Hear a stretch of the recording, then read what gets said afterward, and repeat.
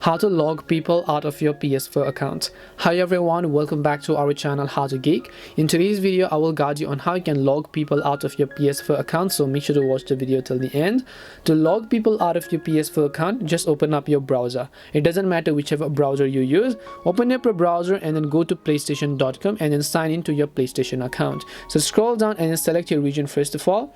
Once you select your region, now what you want to do is, if you're not already signed in, go ahead and then simply sign in to your PlayStation Network account.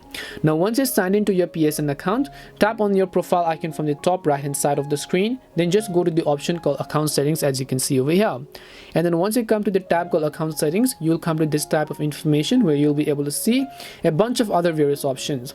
Over here you want to go to the tab that says security, and then once you go to security, it'll ask you to confirm to go to another page, so tap and continue. And in order to log people out of your PS4 account, if your PlayStation account is logged into all the other devices, scroll down to the bottom, you'll find the option called sign out on all devices.